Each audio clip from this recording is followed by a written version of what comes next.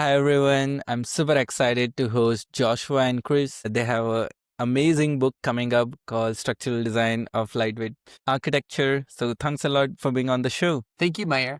So Thank you for having us on this podcast. it's my honor. Chris, would you like to take us back to from your early career days till date? What would be your highlights? Well, I started to study civil engineering, civil structural engineering in Germany, in Aachen, which is also the birthplace of a famous architect, Mies van der Rohe, who was one of the leading persons of the Bauhaus. So intuitively, my life was going along with the Bauhaus ideas and the early development, first without me knowing about it. But then I came to a company called Marrow Structures, who actually, the founder of this Marrow Structures, he said he was inspired deeply by the Bauhaus ideas. Then later on, when I had moved to the United States, I was asked by the Illinois Institute of Technology, IIT, to teach there. And I was in heaven because I was in Crown Hall, which was designed by Mies van der Rohe. I worked with architects, actually was working both ways. Teaching is not a one-way communication, which I learned. Well, then later on, we with a little company we had, Joshua joined us and we did some exciting projects, many of them in Chicago. One of the projects is also on the cover page of the book. Maybe it's okay to bring it up right now. That's the title of the book. That's along Wacker Drive. And as it happened, we did many projects on this street, all of them either glass fin projects, tall glass structures, or cable structures. Time flies when you work hard and you have fun. Well, now I'm retired since 2021. So 4 years. Yeah, I'm pretty sure But there's so Joshua many. kept me busy. Joshua reeled me back. Don't get lost in La La Land. So I was excited to work with Joshua and Joshua with me on this documentation, or more or less it has more of a travel diary, this book. It's not a book for teaching. It's not a textbook. It's just more or less to show other people that lightweight structures can be fun. And we share our excitement and our experience with that. That's such an amazing journey. Joshua, what would be your career highlights? Yeah, I think so. A lot of there's obviously a lot of overlap between my career and Chris, and so growing up, always wanted to be an architect. Ended up going to school for architectural engineering. And it was actually during my undergraduate studies when I first connected with Chris and his company, Stutzki Engineering. And so I started working with him on many of the projects that are in the book as early as in my undergraduate time. I then finished up schooling, and through, again, collaboration and work in my graduate studies, actually made a connection with SOM, Skidmore, Owings and Merrill. And so where Chris was saying he was heavily influenced by the Bauhaus, first, I think maybe unintentionally and then later more intentionally, I think the two great influences in my career are Chris and sort of the Bauhaus ideas that we embodied at Stutzki, and also the school of thought that comes through Skidmore, Owings and Merrill, most recently in the form of Bill Baker and the group that I got to work with in Chicago. So I worked there for several years as well, and then transitioned back into a professor over at Gonzaga in structural and architectural engineering. And what caused this book to come about in part was several years ago now, I was promoted and tenured, and I was reaching out to a handful of people who made a big impact in my life. Chris was at the top of the list. And so I just reached out and I said, Chris, I wanted to let you know that I've been promoted, been tenured, and I just wanted to say thank you. And at the time, actually, I said, I really think that you need to write a book about all the projects that you've worked on. And we'll get into this most certainly, but the span and breadth and depth of the projects that Chris has worked on over his career and that I've been privileged to be part of is really quite impressive.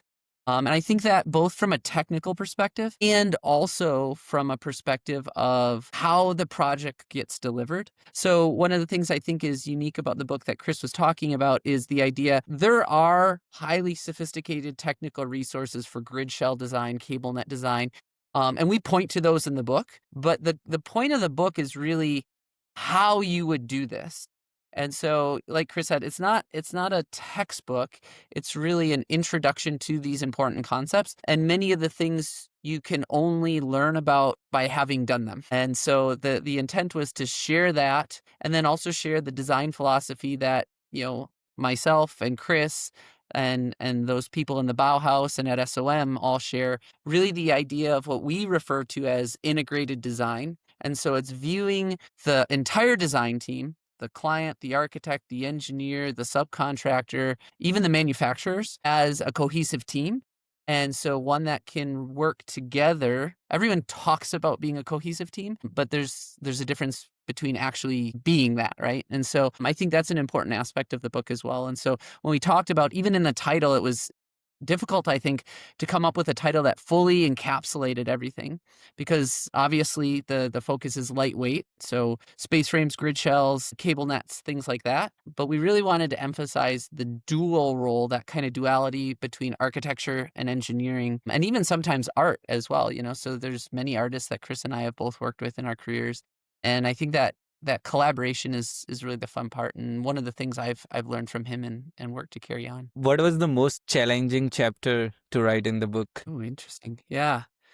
I think, Joshua, each of us picked one favorite. My favorite one was space frames, of course. I think yours may be one of the others. Yeah, I think it's fair if we had to pick a chapter, and there's so much from each chapter that informs the other chapters. But I think it's fair to say that Chris's focus and expertise in space frames is really quite amazing. And then I would say in my career, there's been a heavy influence and heavy design expertise in glass. And so structural glass, architectural glass. And so kind of ironically, that's both the opening and the closing of the book. So the book starts off with space frames as sort of really one of the very first developments of lightweight architecture. We migrate through, then we talk about grid shells, which are related but different from space frames. Then we go to cable nets, which Chris and I have a lot of overlap with there in the middle of the book. And then the last two chapters are really structural and cladding, in the sense that there's lightweight membranes, so ETFE, and then structural glass. Structural glass, of course, technically not really being a lightweight material, but definitely one that is hugely important to modern structures. And so it's what you clad things with. It's what you use as transparent, visually lightweight structure. And for a structural engineer listening to this, what time in their career this is a great book to read? What can they expect before they start reading the book and after they start? Like, what would be the key learnings? I think that's not an easy question, because you can read the book just for fun, for entertainment, like a mystery story. Skip all the math parts which are not in the focus. Just read maybe the story of the people who developed these different technologies. That's one aspect of the book, the history. I think you can read these history sections in the beginning of your study, so you get familiar with the people who actually came up with these ideas. Even during the work of the book, I found that Graham Bell in the United States, about the turn of the century, from 19th to 20th century, he built flying machines, having in mind some airplanes, and he was probably the first one who came up with space frames as the lightest of all structures. And then later on, of course, if you're more interested in the fine experience of how things go together on the construction site. That's a big part of the book. It's not just theory, it's more, the experience, how we get to these, not myself, but I'm touching material too when I design something, and the people working on site, and we spend both a lot on these construction sites. That experience is also in the book. So that can be, let's say, when you transit from university to practice, or you have started your first years of practice and then you want to know more about it. And I also Yeah, feel like, just Joshua. well, I was going to say, yeah, and to that, I think Chris highlights the importance of that it's this interdisciplinary structure, and so whether you're reading it there's probably three layers. There's the historical development of what's going on and how these things came about, and so Isaac Newton has the famous quote, something to the effect of, if I've seen further, it's because I've stood on the shoulders of giants. And so I think that part of this book is showing and explicating where these structural innovations come from. Some of which, Chris knows firsthand, I know through Chris, but aren't widely known, what that evolution of these structures are.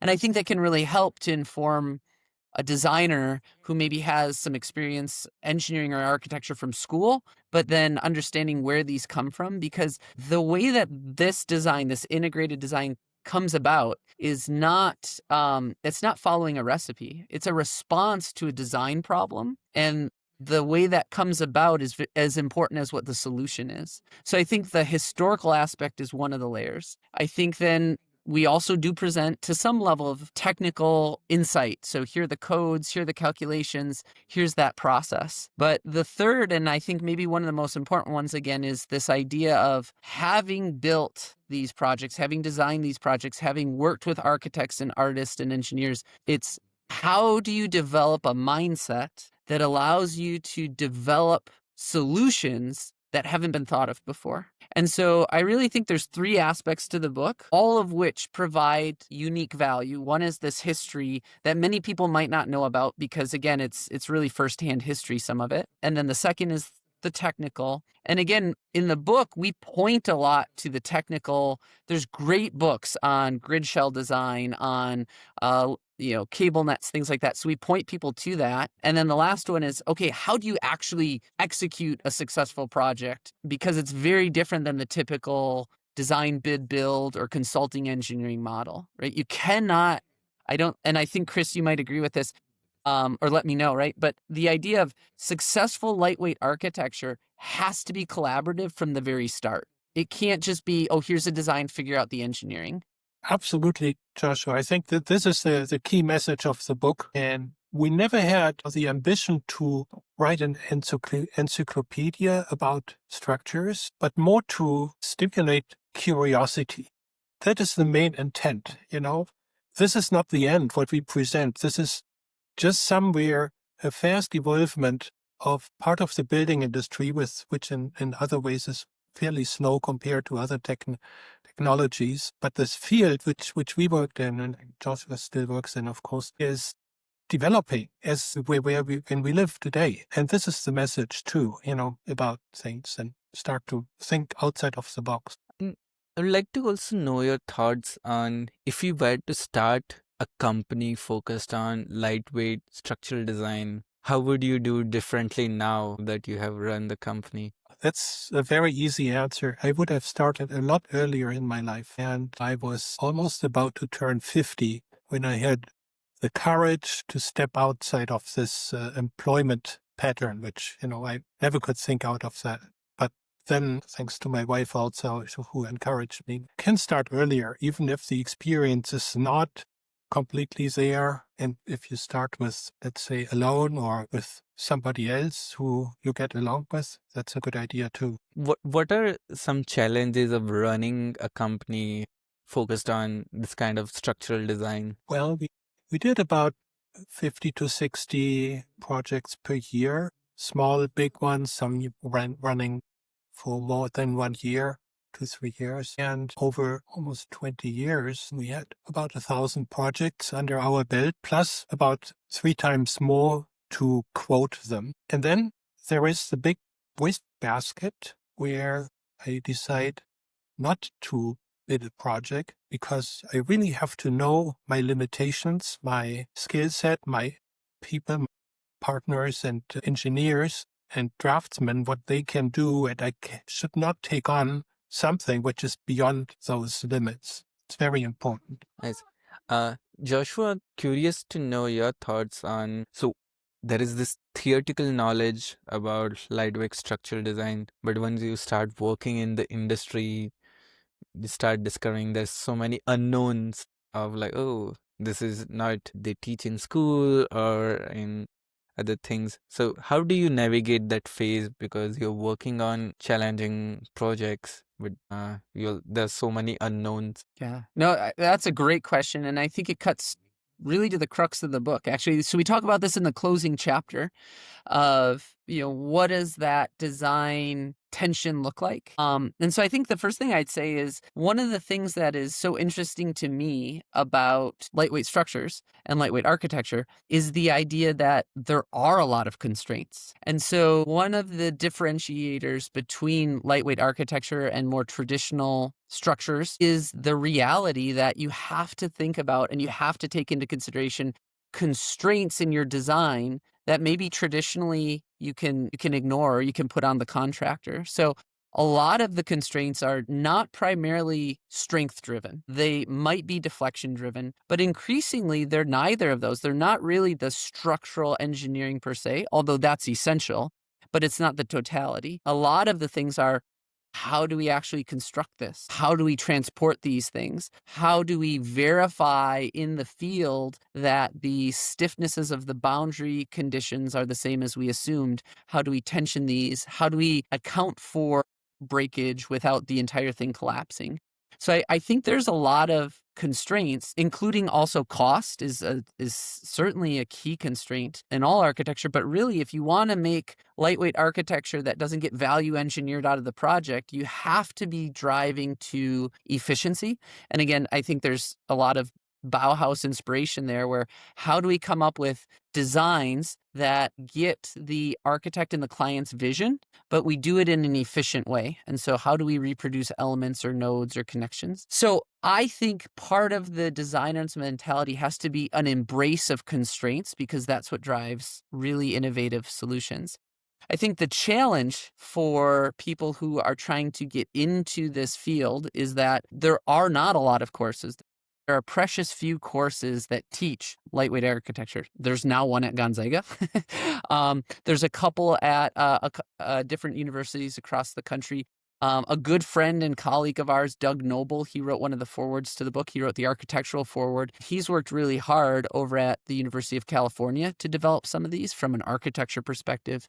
And so I think what ends up happening is you need to get the basics. So you need to be really just ruthlessly grounded and understanding in statics, mechanics of materials, good foundational design. That has to be just your bedrock. And then you need to also maintain the openness to design. And so what ends up bridging those two, in my experience, is when you graduate, or even when you're still working in college, which was my experiences, the people that you have an opportunity to work with, particularly early in your career, is so absolutely critical, because not only will they share their technical expertise like Chris and Bill and some others have with me, but they will also shape how you approach problem solving. So I do think if you want to be involved in lightweight architecture and lightweight structural engineering, it's essential that your engineering is rock solid, so that you can then go focus on the nuances, the details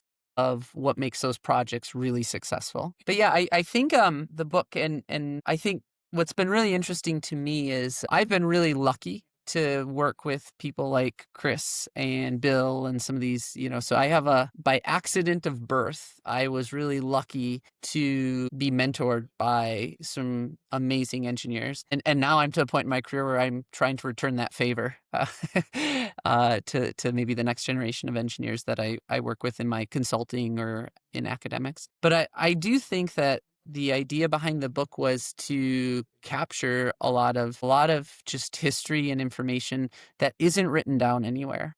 So Chris is really very humble in his approach to saying that, oh, this is a very small part, but in his way and in our way, we've been able to be partnered with a lot of people who've really pushed this forward. And I think one of the weaknesses in the AEC industry in general, and in engineering in particular, is we don't do a very good job of recording our history.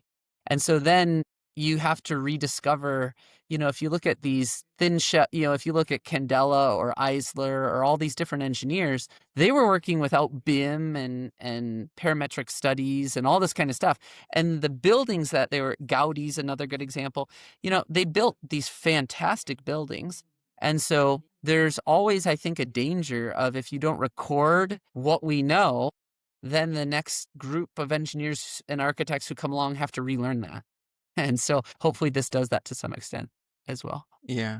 And building upon that, I would like to know from Chris and then Joshua, what would be one lesson from a practical project you implemented with lessons from the site and then design you like to share? Okay, so we visit, one side is me, in the middle is John Knowles, our structural engineer for a lot of the projects, and to the left is the project architect, Richard Barrett. We all wear a hard hat from Götz Partners, our client in this case, and we stand in front of building, which is a high-rise in Chicago. It's hard to get an understanding and an imagination of the height. It's 40 feet, so it's 10 feet wide and 45 feet tall. So it's huge, and it was an experiment. At the time, it was the largest glass wall in the United States and second or third in the world. Back to this photo, coming back to your question, actually, it is important to really be a team member, including the people on site, the contractor or the specialty contractor, the general contractor. When you look back at accidents that happened in the past, it's unfortunate that some of those accidents happened of collapsing structures. Oftentimes it was a disconnect between the engineers and the contractors. So learning from that, it is important to stay in touch with the contractors, with their staff, with their engineers, with the people on site. Many meetings, and it sounds sometimes like it's waste of time, but it never is. It is exchange of very vital information. That's and obviously we all have fun doing this. The picture. It's really great to see the amazing piece of engineering you have done. Okay, I think I'm back. What about you, Joshua? What's your biggest lesson? Yeah, I think if we let me pull it up here, and I think at the other end of the spectrum, so Chris had a great example of a really large glass wall that we did. And so in and throughout the book and in both of our careers, we've had an opportunity to work on really, really large projects and really, really small projects. And I think that the level of sort of innovation is not necessarily tied to the scope. So the example Chris shared is in the book, and the example that I will share is also in the book. So let me go ahead here and let me share this. So this is the Brooklyn Academy of Music. This was a project that I had the opportunity to work on with Chris some time ago. And what's interesting about this particular project is that it is this undulating glass balcony outside of a very traditional looking building. And what, again, I think is interesting about it is not necessarily the overall design, although I think the architectural intent is really quite beautiful, but rather how we achieve this. And so one of the things that was important is you have these pieces of glass. Whenever you're doing something novel, like Chris was saying, you have to really think about any sort of unintended consequences. And so the actual design of the point-supported glass is by no means trivial, but it was really the very baseline for this project. You had to be able to design the glass, but what we also had to do is we had to pay attention to how we would fit this glass in and how we would have that secured so it had the appropriate tension. But then also, if one of those pieces of glass fails, how do you make sure which glass does, right? There's a chance that glass fails even if it's perfectly designed. There's a probability of failure there. So how do you go through and how do you ensure that the overall system has a redundancy or a robustness, in this case, robustness, not redundancy, so that when one of those pieces of glass fails, it doesn't cause all the others to fail and have an unzippering effect. So the glass in here is in fact structural. And so one of the things that you have to do is you have to be able to go from very complicated finite element software, and you need to understand what's going on there. But you really also have to have a good ability to simplify things down and solve things using basic hand calculations. So being brutally honest with yourself as a design engineer to say, do I understand the structural behavior so that I can take the architectural sketch and can I really identify what's going to happen? And then beyond that, even figure out what are the things that could go wrong. So I think one thing I see with students and young engineers is there can be a very linear approach to your design where,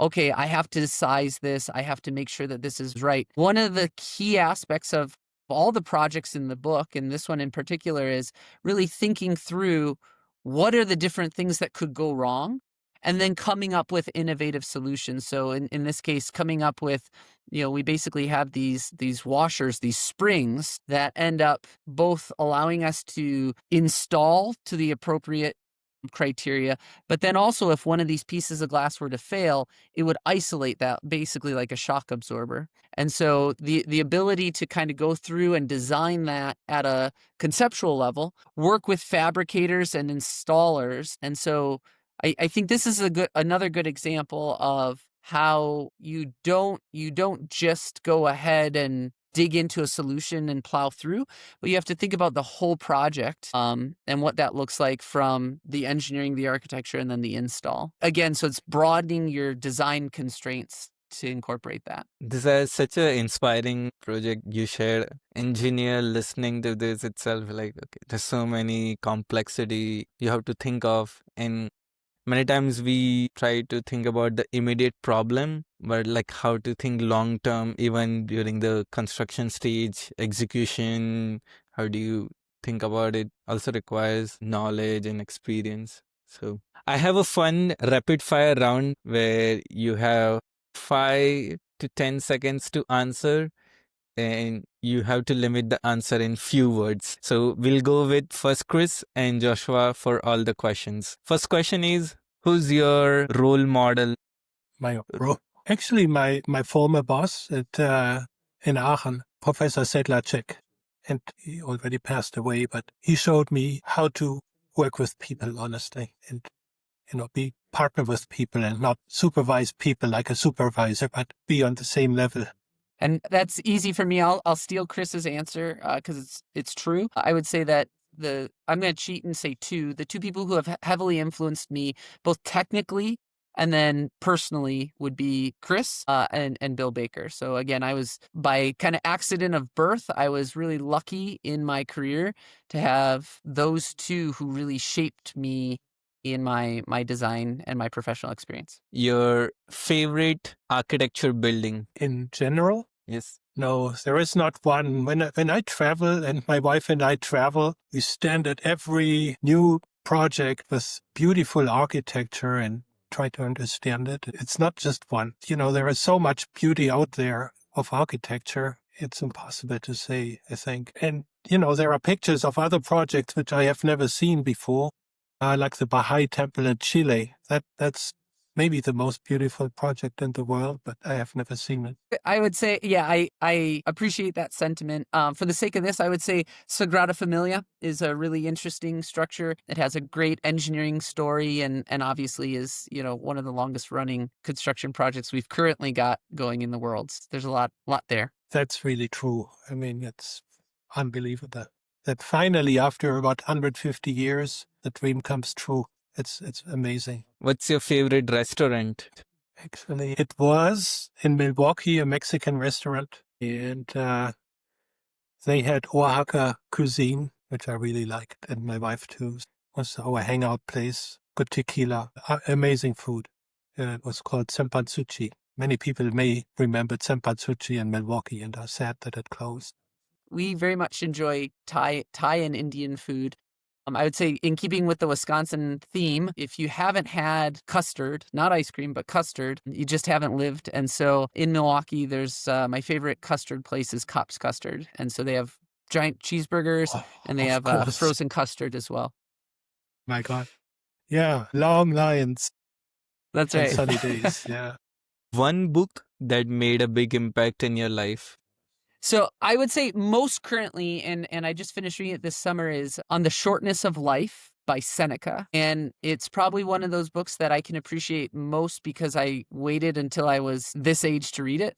But it's the idea of life is short, but it's long if you know how to live it. And so making the most of each day. So I think Seneca was a Stoic, but The Shortness of Life is a great book.